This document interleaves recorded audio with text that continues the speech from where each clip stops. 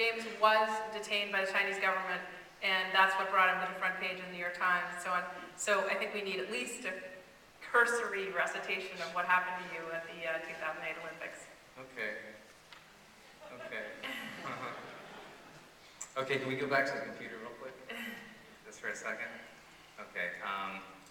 Okay, just to go back to, okay, this story begins in China, but in a different China. It began in Hong Kong. And I met a guy named MCN, and if you guys have never heard of this group, you'll buy it. His band is called Lazy Motherfucker. And they're defunct at this point, but they started in like late 90s, and they're really like the first dirty Chinese hip-hop band, dirty like us, you know? And MCN had this idea. He was like, I'd really like to tag Tiananmen Square. I don't know what I would write there, but it would be funny. You know, I want to write something funny there. And so we thought, well, we could maybe come up with something. So we did some sort of practice runs where we tried to do laser tag from like large distances away. And we did one in Hong Kong, from Hong Kong Island across Victoria Harbor to Kowloon Island. And you know, it kind of worked, but it required like is far away. You needed a zoom, like super nice camera to zoom across, and it still had all this equipment and bullshit. And what he could write, these sort of like scratched out, this is Hong Kong sort of in Chinese, you know, scratchily rendered. It was really, really hard. You know, like I could do nothing. I looked like a drunk going through DTs, like on this wall from 1,200 meters away. So we thought we need to go back to the drawing board to come up with this idea. Meanwhile, Yan got into some trouble. Some people came to him and said, you're on a list, be careful, you know? So he was like, sorry guys, I can't be involved. So we got invited to be in this show called Synthetic Times in Beijing. It was like a big sort of celebration of new media art sponsored by just every new media art organization in the world. MoMA, Ivy, and Parsons. These are three that I've worked at, but you know, there are hundreds, Ars Electronica, Nobi in Korea, so on and so forth.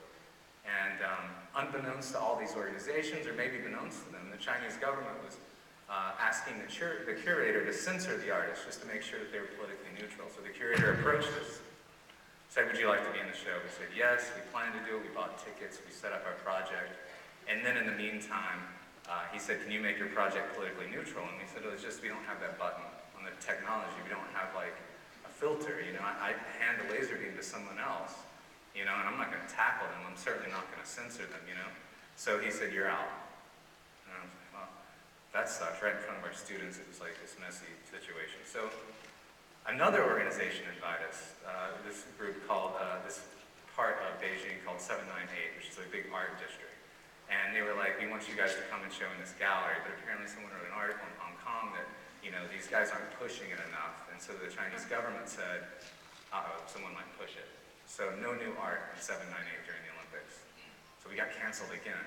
In the meantime, a group came to us, me and Evan, from an organization called Students for Free Tibet. And they said, look, we've got this idea. We want to somehow get these messages up during the Olympics. Will you make a tool for us to do so? And so I was like, this is sort of serendipitous, right? We were trying to make this device for Yan, but you know, that sort of gig disappeared, but someone else now says they'd like to use this tool. So we said yes, and we say yes to everybody, you know, as a rule. I have no particular like iron in the fire for Tibet, or maybe I do, but my own personal opinion doesn't really have to do with it. We're just a free speech organization. So you come to us, the free speech issue, we'll help you. If you come to us with the product you want to market, you already have your outlet for that, you know. But if you don't have a voice, we'll try our best to give you one. So we made this device. They bought us tickets to Beijing. I wasn't kind of completely finished with it when I went there, but we did some test runs to see if it would work. And the device looks a little bit like this. You know, you've got a laser beam, you have a piece of a rubber mallet that you can buy at the Beijing Walmart Superstore, and you buy a knife at the Beijing Walmart Superstore, and you cut it up, and it becomes an adapter that adapts this laser beam to this optical attachment here that's a 10 times magnifier and expander. And then you can stick some other stuff on the end, and then ultimately, you can see this thing right here, there's a little stencil that I had to cut with my laser cutter. I own a laser cutter. we don't have a laser cutter in Beijing, so I had to go buy a printer. There was a bunch of junk I had to do while I was there. So it took me a few days to get all the equipment together. Finally, I find myself in a hotel room, in my friend's apartment, and I'm testing for the first time this sort of device, and it worked, you know? We were good to go. And you can see nice, clean image, and in a package about this size, you know? So this is like a really dangerous thing to only people who are nuts. Like, to the rest of the world, this is just a silly toy. And you can buy a version of this at the store that you know, literally puts smiley faces and hearts and things like that. But to everybody else, this is just a silly toy. So, on the way from here, this apartment, to a bar, where I was going to tell my friends we did it, tomorrow's the night, we're going to project on Tiananmen Square in the bird's nest, and you'll have your message delivered. I was followed by one. And I remembered seeing her before. She was cute, you know, and she was always walking in front of me, so I kind of checked her out, and I was like, you know, nice ass. And then I saw her later, and I was like, nice ass, same ass? I don't know, you know, like you're paranoid. What? I mean, it's more than one in the world. And then again I saw, and I was like, same nice ass. And I'm fucked, you know, like someone's following me. And they must have just seen that I finished this project, and I have to like evade this woman, you know? So I sort of pretended to fall asleep on the subway door and then jumped out really quick. And you know, she comes to the glass and the train goes on. This all happened just like this, you know? And so I called my friends, and we had some fancy phones you can make phone calls to. We were actually using Twitter to send messages to each other, you know, because when they would confiscate your phones at the end, they would just say, you know, 404 or whatever, you know, like, it would say some number that was not another cell phone address. So I told them, like, I'm screwed, like, I'm busted. I think this woman was following me, but I'm not sure, maybe I evaded her. And they were like, well, look, just take a circuitous path and come meet me at this bar. So I went and I met him. I told them I think I'm in trouble. And they were like, well, let's just plan this as if you're not going to be involved. Leave here, go to your hotel, get your stuff, catch a train to Shanghai, go back to, you know, Seoul, go on to Tokyo, complete your tour.